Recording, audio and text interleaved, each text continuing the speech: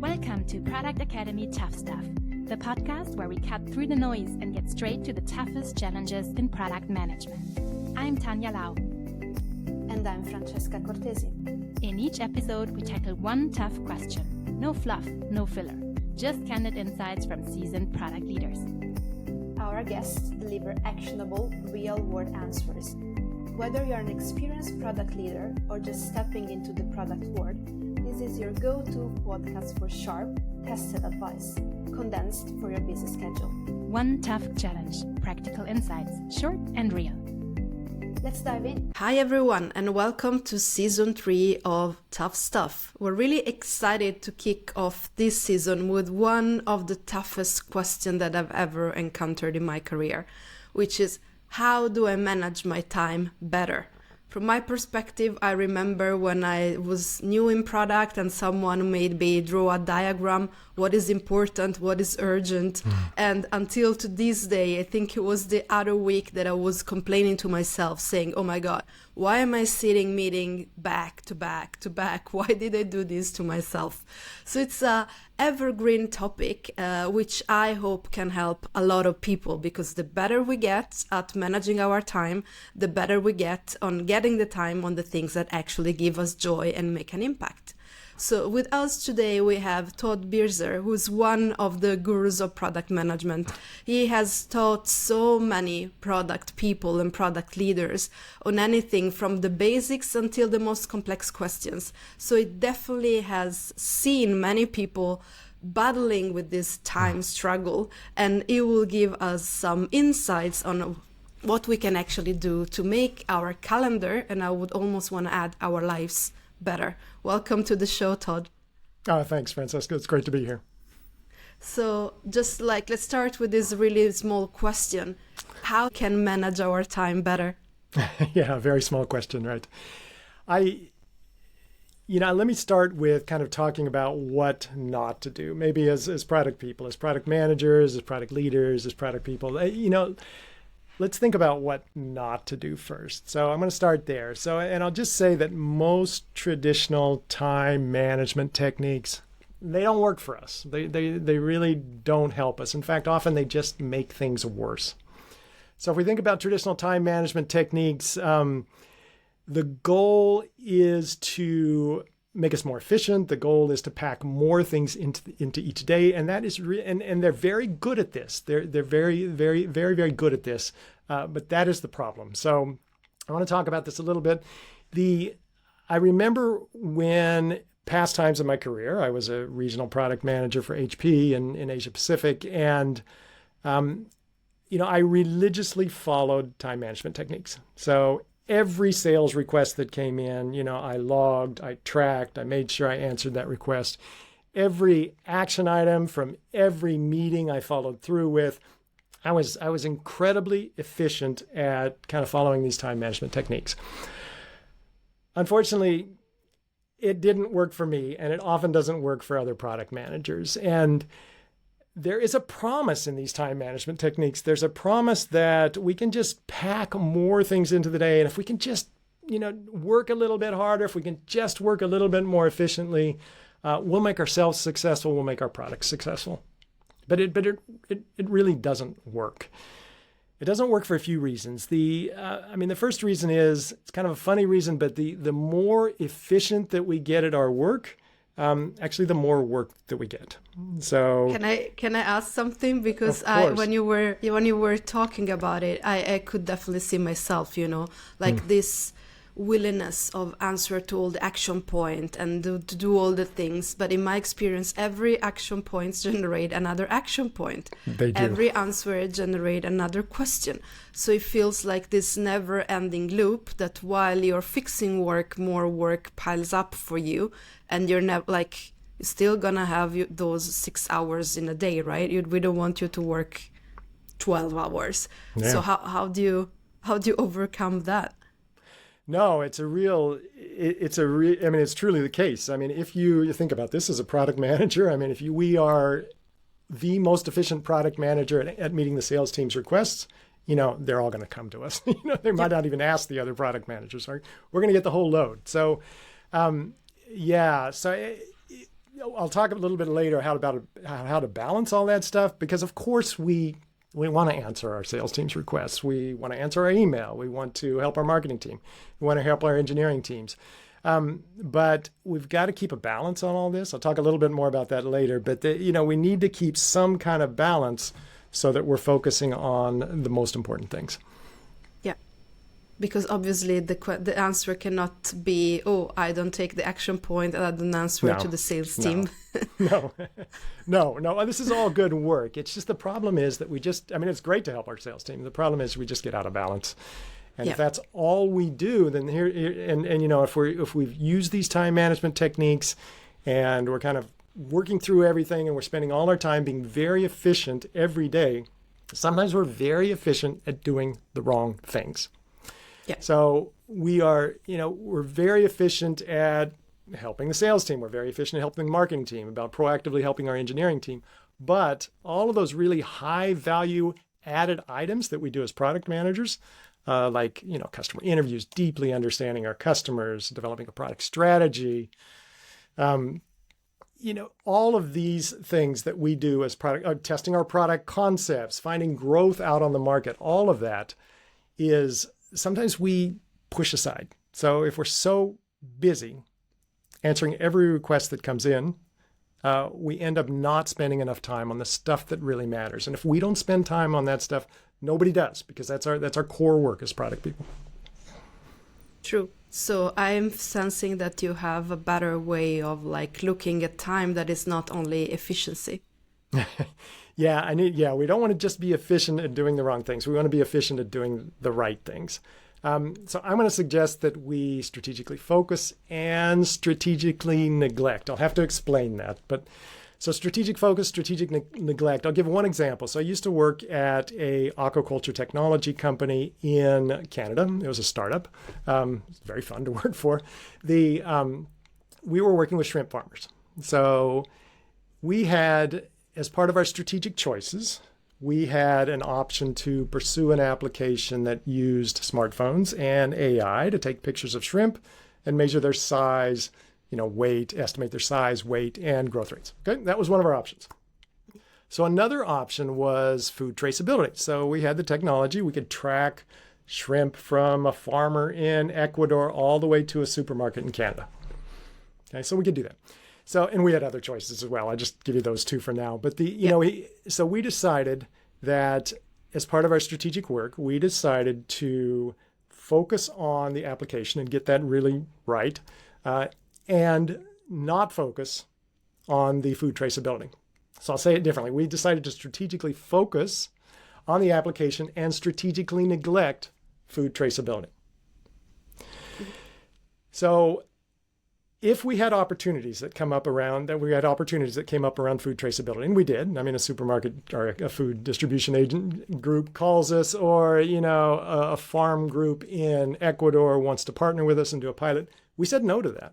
It's not that we didn't want to do it. We actually truly did want to do it. It's just that any work there would have slowed us down on the stuff on the application. Any work on our kind of second most important priorities would slow us down on the work that we did for our highest priority items. So strategic focus, strategic neglect. So many product managers think that prioritization is about getting rid of things that we don't want to do. Mm-hmm. Okay? That's actually the easy part. The hard part is getting rid of things that we really want to do. So we need to stop believing that we can kind of time manage our way out of hard choices. We need to decide on a small set of items to pursue, a small set of strategic opportunities to pursue, and we need to decide on which balls to drop, which people to disappoint, which kind of cherished ambitions to let go. And that's what I mean when I say, strategic focus and strategic neglect. They're kind of two sides of the same, you can focus on, if you're going to focus on something, you also have to decide what to not focus on. Yeah, and what you're describing, I think many of us has experienced, and I totally agree with the part. I always say prioritizing is hard because you have to say no to good things. And that's, it's human that we want to edge our bets, but sometimes we can't. And there's like, where you were talking, like a couple of mental picture came to my head when it's like, oh, we're gonna do this. And then everyone is like, okay, nodding at the first priority. But then still, like in operation, like maybe not on the strategic level, but on operation, which shows up in your calendar, right? Pops up, yeah, but we're still gonna, take that meeting with the sales. We're still gonna meet that client. We're still gonna send that email. And if those pile up, they really make an impact. So while you were talking, I also thought, and I want to hear your take on this, but one of the things that directly popped into my head is like, if you start tracking your calendar, because many times, I mean, if you are the highest on the company, you can only blame yourself, right? But if you're not, you can track your calendar and actually assign those meetings and those hours spent towards your priorities, and make a point showing to your boss, whomever he or she is, that there is X amount of time spent towards something else. Right. What should we do? We actually had like a similar discussion the other day with one of the team that I'm helping, where they were flagging, we were talking about OKRs, which supposedly is, like priorities and objectives. And they were like, yeah, but 80% of our times is not spent on OKRs. And I was like, wait, stop. What do you spend the time on? And there was so much operation, there's so much channels on Slack, there's so much meeting that are on information. You can really have those time spent on ... as a sign to reassess if you're actually putting your energy towards the right things. Yeah. So it's like, do you have is it something similar to what you think about when you think about this strategic neglecting, or more intentionality around basically what you put your time on? That is that is the case. So more intentionality around where you put your time. It is such natural organizational behavior and such natural behavior for us product managers, including myself with my own personality. I just want to please all the stakeholders around me. Product managers are often in positions where it's tough to say no to the VP of sales when they stop by your desk. It's tough to say no to the head of marketing. But if we are, and so what happens is we might decide on strategic priorities, but what ends up happening is that we end up with all sorts of other things on our calendars. Because even though we said yes to something, we didn't specifically with kind of resolution and energy say no to other things. So those other things are still on our calendars, right? So this is the idea of strategic focus and strategic neglect. We all talk about strategic focus, but sometimes we forget to say, well, if we're going to do that, we've just made a decision not to do this, this, and this, or we should make that decision and make that explicit, right? We're not going to try to do everything. So if we try to do everything, we don't get anything done. And that, I think, is you touched on something, it's hard sometimes to make those, and it's hard to surface this, we're not gonna do this, and it's hard to be explicit about the consequences of prioritization. That's and also in my experience, they pop up along the way, they don't manifest directly. Some things are clearer when we prioritize, some things are not. So I was just wondering, you thought and work a lot with this. So do you have any concrete example that every one of us can go back and do, I would say tomorrow, but I wouldn't say today, to do a better use of our time? Oh, like some concrete tools or some kind of ways to approach this? Definitely. Yeah. If you have, that would be helpful. Yeah, that'd be great. I mean, one thing that I like is Kanban. So with Kanban, it is a tool, even if you don't use it strictly, it's a tool to limit our work in progress. So if you think of simply we've got stuff in the planning phase, if we've got stuff in our idea phase, we've got stuff in the planning phase, something we're doing and something that's done. If we think that's simply about Kanban, what Kanban is very good at is kind of forcing us, if we use the tool right, to force us to limit our work in progress. So if we go back to that shrimp example, if we said we want to eventually do food traceability, but we want to do the app now, So basically the food traceability just stays in the idea phase. We don't let it out. It's kind of strategically neglected over there. We might get to it later. It's a great thing to do.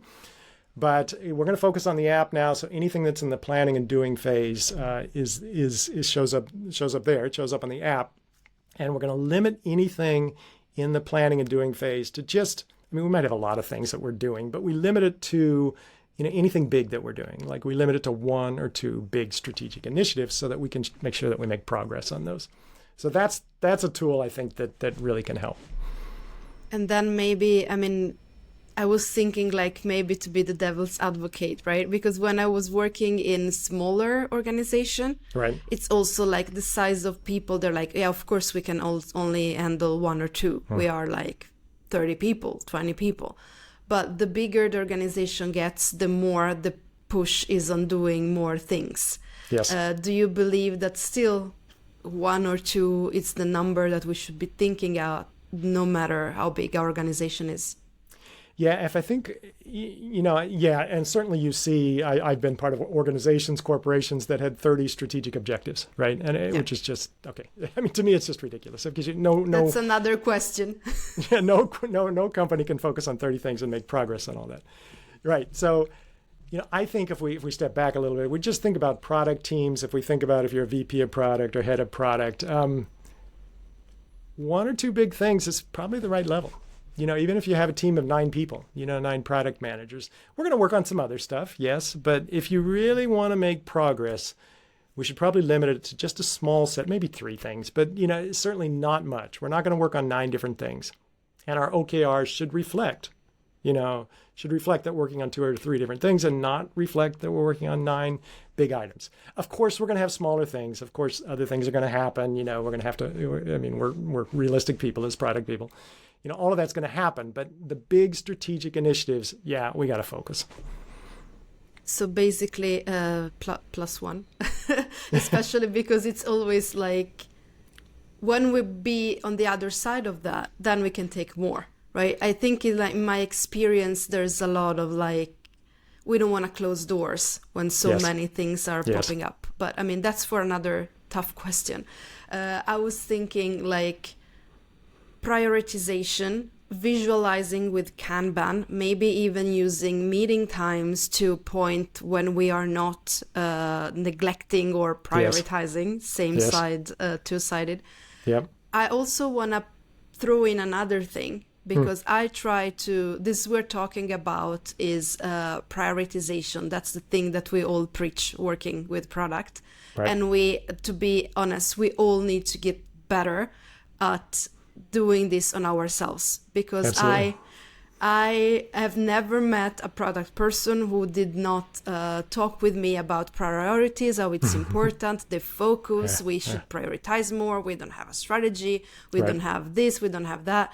But also at the same time, the same people are the one swimming in meetings, right? Yes. So somehow we don't do what we preach. Right. And I definitely put in myself, at the beginning of my career, it was maybe harder to say no, and I would have really appreciated your tips, Todd, of putting here this idea belonging to the idea phase. This is the thing of what we should focus on, etc.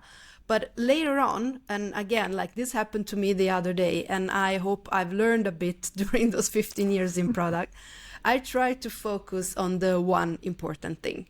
So I try to put my focus there, and I, really double down on it. And despite of that, I still really struggle some days with the calendar. And this is because those big things, those priority, those needles to move are complex. So you have a lot, especially from a product's perspective, you have a lot of touch point, you have a lot of things spinning, you have meetings that creates action points, all the things that we were talking about. How, if you would have to coach me or anyone in my same position, how do we make our time better after prioritizing, right? We prioritize something and still we're not on the other, on the bright side. We're still struggling with our calendars. How can we fix that? Yeah, and that is going to be the situation for a lot of product people. I do think if we end up with calendars that are just the full day, just no gap, right? And I've been in that situation, especially as a product leader. There's just no gap. You're straight through the day. People are actually meeting you in between meetings, right? You're walking to the next meeting and somebody's talking to you along the way, almost like an impromptu meeting. So I don't think that's sustainable. I mean, if you're in that situation, and I've been in that situation, we're going to get pretty tired pretty quickly. I mean, we just can't do this day after day, week after week. There's going to be some days like this, but we have to plan on some gaps in our schedule to think, have to schedule some time to make sure that we are truly working on our highest priorities, which sometimes with those kind of full meeting schedules, we're not. So we need to, I guess the techniques I might think about are, first of all, once we've decided our strategic priorities, we might block off time to make sure that we can spend time on that. So spend thinking time, okay? So as product managers have a little more bandwidth to do this, product leaders have a little less bandwidth sometimes to do this, but we need to block off time that we can, on our calendar, reserved for us, maybe not every day, but at least, 2 or 3 times a week where we have time, we have thinking time.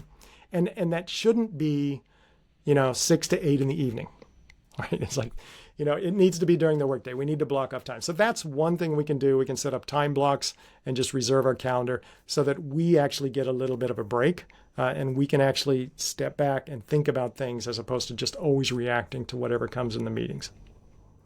So that's one way.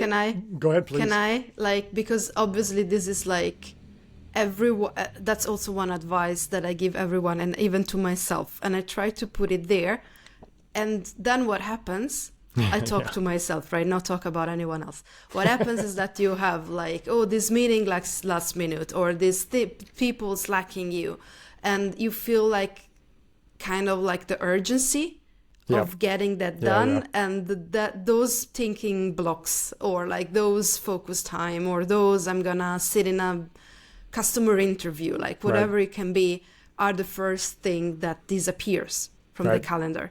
So we have the idea, we try to put it there. It's like Instagram meets reality when it's like, okay, it's there, but doesn't work. How can we make it work?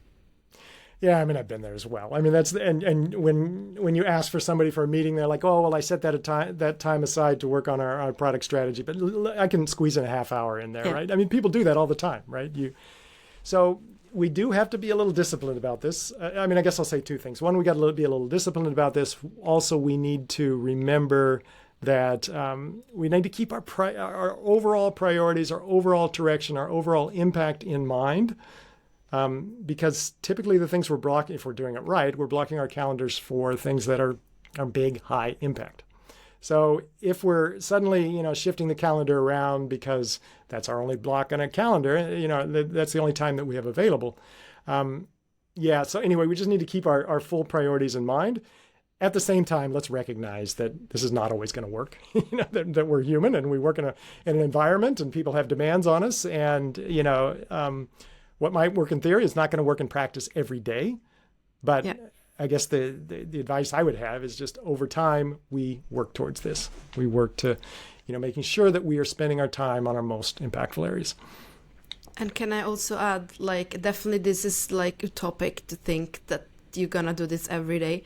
But I was also adding, if you are a product leader or a person in a leadership position, you should also be the one leading by example. I was always trying, if people look at your calendar and it's always like a domino of meetings, 30 minutes after 30 minutes, and then you sit with the PM and try to say, block time for your thinking time. You have zero credibility, right? And you can... And also you have not gone through yourself what it means to say no to this 30 minutes. Right. Or even, I think the worst to me are even the 10 minutes. Because I need, the thinking time. I schedule 2 hours, but maybe I actually have, half of it where I actually am in the zone. And I put down, I don't have Slack, I don't have the phone. It really needs to be, on my own. And those 10 minutes disrupt the whole flow, right? But if I start saying, no, sorry, I cannot take the 10 minutes because I have to do this, no, sorry, like I have this thinking time. No, sorry, I'm meeting like customers here. And you kind of normalize it, especially as a product leader. I used to have, which I didn't do obviously all the time, but I used to have offline days once a month. Great. When I was actually saying I'm offline, I'm not looking at email, I'm not looking at Slack. Yeah. And if you really need me and the building is burning and something pops up, you have my phone. You know, you send an SMS or you call me, which happened a couple of times. Yeah. But the other times, like those days were the best. And I remember people like start looking at me doing this and started to think about it. Oh, if she does, and she's the CPO, oh, maybe I can do it. Yeah. Right. So even like having this kind of discipline and reality check and leading by example, I would add would be really good. Yeah, I agree. I mean, I've certainly been on one-on-ones where I've talked to my team, I've explained some of these concepts, set aside time, focus on this stuff. They're talking about how distracted they are, how they're getting pulled in all directions. It's one thing, as you're saying, it's one thing for us to give them advice and kind of say, you should do this, but we also need to model that behavior as well as leaders. Exactly. And sorry, before like we went this old detour of like me not being able to handle my calendar, you also had like another tip. The other things are that I'll give a couple more. If there are activities on our calendar if there are demands on our time, I should say, that are like to help the sales team, to help the marketing team, things that we want to do, but have the tendency maybe to get a little excessive, right? Have a tendency to pull us in completely. If that's the situation, and sales requests are often kind of like this, at least been in my situation. If that's the situation, then another thing that we can do is we can try to time box those activities. So I'm going to spend 20% of my time or 10% of my time on helping the sales team, but I'm going to try to limit it to that. And then you can do a calendar check. You can do a calendar check like in the past 2 months, how have I been spending my time? Okay, a little out of balance here, kind of empirical evidence, right? We're looking at our calendar saying, where do we spend our time? And then, we can look ahead, like the next month, it's like, okay, where am I going to spend my time? How can I make adjustments? Is there some meetings I can drop? Is there some things I need to add to kind of rebalance on the most important areas? So maybe that kind of, that calendar check, those periodic calendar reviews can help. And then also kind of the time boxing thinking as well. It's like, I'm going to help the sales team, but there is a limit to what I'm going to do, because if I do too much of that, I'm not going to be doing the most valuable things I should be doing as a product leader or a product manager. That's an awesome tip. I'm not great at time boxing, because when I start having put my hands on a problem, then I want to solve it. And many times, as you said, like it's going to take too long to solve it. And, and we have to, let's be realistic about this. I mean, there's tricky sales situations that come up, and we're going to need to spend a lot of time on them. That can happen. But if we think over the time, if we think over a month or 2 months, are we spending 30% of our time supporting the sales team? Is it excessive? And that's the kind of things that we should think about and figure out how actually we could tone that down a little. And there's often ways to do that. And I was like talking about time. I was looking at our time and how it flies.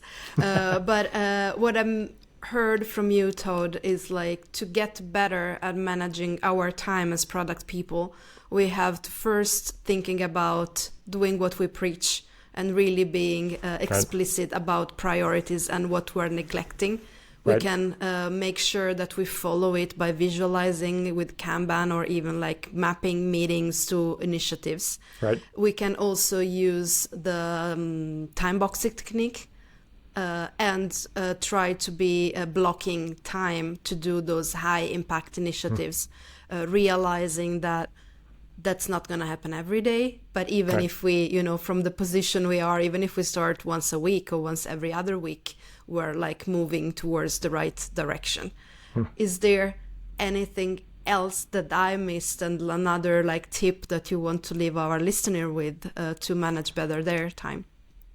Yeah, maybe I'll say one. Well, maybe let me give you two more. One is kind of fairly straightforward. It helps to set work boundaries. So if we just as part of our daily work, we say we're going to end work at 6 o'clock or 6:30 in the evening, we should just decide that, put it on our calendar, and stick with it. And it's not. I'm not being lazy when I say that. I'm not saying, of course, if there's some international meeting or we've got, some emergency comes up, of course, we're going to break that rule. But the reason we do this is it forces us, if we know we're going to leave at 6 o'clock, if we know we're going to turn off our computer or whatever, get shut down from work at 6:30 every evening, then that forces us to be more efficient in the day. Otherwise, we can just think, okay, I've still got time. I can keep working on it. It can just stretch, right? So that's one thing. The other thing I'll say is, and this is a little bit different, but I would say leave time for relationships. So we often, when we think about time management, we often think about how can we be efficient? How can we get things done? So let's step back from that a little bit and think about, you and I are meeting, or I'm meeting with my staff one-to-one, or I'm meeting with my colleagues. Some people are just like, okay, let's get down to business. Let's just talk immediately, right? No chit chat, nothing. So I would say leave time for relationships is my personal bias on this, but, we both worked for a while. When you look back at the years, those product fires, those emergencies, they kind of come and go, and, 2 or 3 years from now, we're not going to remember the details. We might remember that top level, but we don't remember the details. But, later in our career, what we will remember is the relationships that we built. And so this is where I would say that, when we're thinking about time management, don't be so efficient that we give up on that. Let's leave time for relationships as well. That is so good. And that's also like something that I definitely learned a little bit too late, right? Like even like this thinking time, it could be bonding time. In the calendars, I like this idea of not being so transactional all the time. Let's get down to business. And we all know some periods will become like boom, boom, boom, boom, boom. Yeah, but you also need, how do you expect? Because one of these big and complex problems also requires people to come to you really open. And if they only come to you when, they have a solution, or when they speak business, or they don't bring up the problems, then that you're not going to get really far. So this was such a great reminder for all of us, even create the space in the calendar to think human to human, and not only I get this task done. Yeah, yes, absolutely. I love that. That's maybe the note that we end with. Time, doing better use of your time is like shifting from efficiency to holistically looking at how you put your energy on high leverage and high impactful relationship. Yeah, I think so. Yeah, and you said it earlier. I mean, we're talking about time management at work, but this is all time management for our life as well. It goes together. So. Well, please don't cut to stay with your partner, kids, friend to fix that bug. It's never worth in the long run. That's right. Yeah, that's it. Thank you so much, Todd, for sharing your wisdom with us. Oh, thanks, Francesca. It was great to be here. Great to talk today. Cool. Thank you for tuning in to this episode of Product Academy Tough Stuff. We hope today's tough question gave you practical, actionable insights. If you enjoyed the episode, do us a favor and leave a rating or review. It will help us grow the podcast and make future episodes even better. Got a question for us? Send an email to toughstuff@productacademy.ch and ask away. We read any submission and might answer yours in a later episode. Thank you again for listening. We'll see you next time with another tough challenge to tackle. Until then, take care.